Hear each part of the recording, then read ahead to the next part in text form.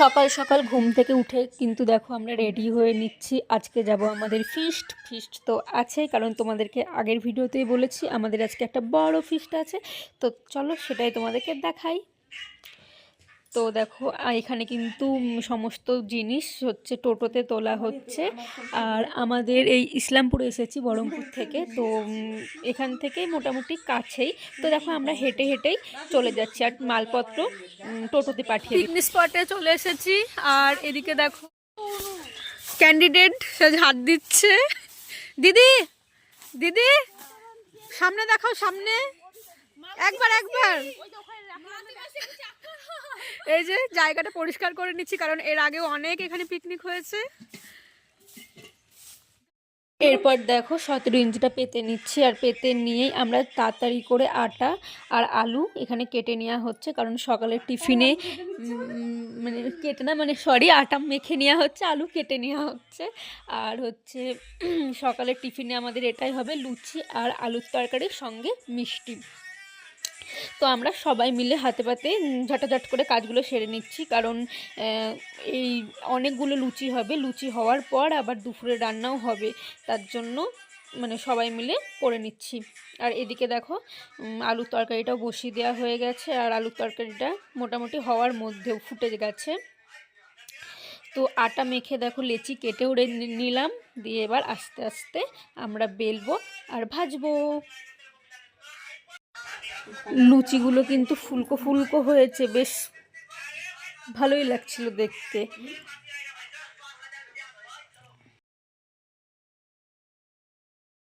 এরপর দেখো দিদি মাংস নিয়ে চলে এলো। আমাদের সকালের টিফিন রেডি হয়ে গেছে মোটামুটি 11:30টার মধ্যে। আর আমরা দেখো সবাই মিলে এখানে একটু খাওয়া দাওয়া সেরে নিচ্ছি। আর সঙ্গে কিন্তু বললাম মিষ্টি আছে, সেটা ছিল নলেন গুড়ের মিষ্টি। শীতকালে এটা সবচেয়ে বেস্ট।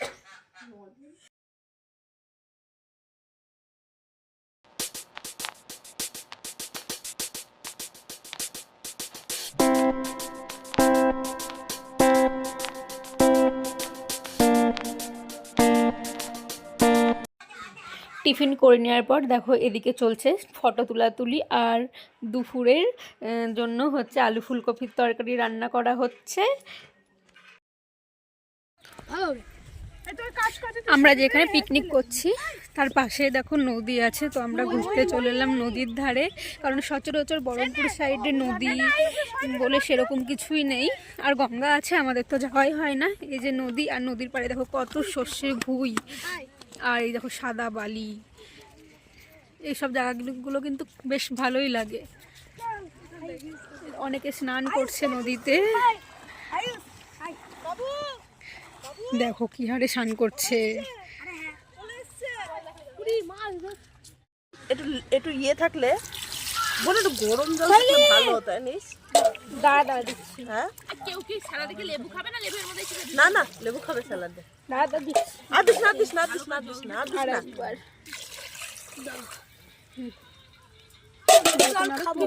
এটা ইয়েটা উঠিয়ে দে। আচ্ছা এটা উঠিয়ে দে। বিপদ তাই না, মাংস খেয়ে নিল। কে গানটা চালিয়েছিস রে? তুই গাছে চলে যা। মাংসটাও ধুয়ে রাখা হলো। আর এদিকে হচ্ছে চাটনি।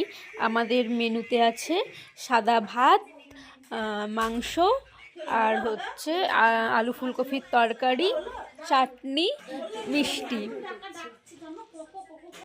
দুপুরে রান্নাটা একটু স্টপ করে রেখে আমরা এখানে খেয়ে নিলাম একটু কফি। তারপরে আবারও শুরু হয়ে গেল রান্না বান্না। এই যে মাংস রান্না করার জন্য কিন্তু আলাদা পুরোহিত এসেছে বহরমপুর থেকে, এসে রান্না শুরু করে দিয়েছে। এখানে হচ্ছে মশলা কষানো।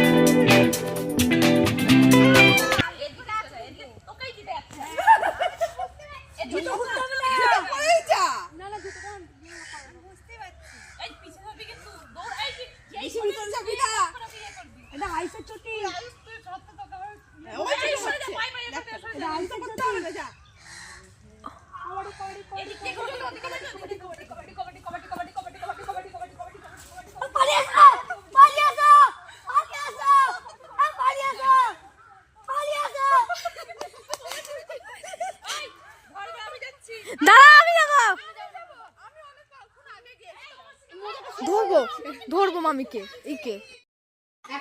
দেখতেই তো পেলে আমরা সেই ছোটোবেলার মতো একটু খেলে নিলাম সেই কবাডি কবাডি, বেশ ভালোই লাগলো অনেক দিন পর। আর এদিকে দেখো চলে যাচ্ছে এরা হচ্ছে নদীতে বাসন মাজতে।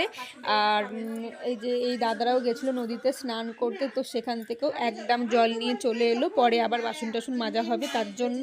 আর এদিকে দেখলেই তো ভাতটাও বসানো হয়ে গেছে, সমস্ত রান্না কমপ্লিট। আর পাঁপড়টাও ভেজে নিলাম লাস্টে। তো অনেকটা বেলা হয়ে গেছিলো আমাদের এই আনন্দ ফুর্তি করতে করতে। আমরা এবার খেতে বসে পড়বো। ছোটদেরকে দেখো আগে দিয়ে দেওয়া হলো খেতে, তারপর আমরা বসবো।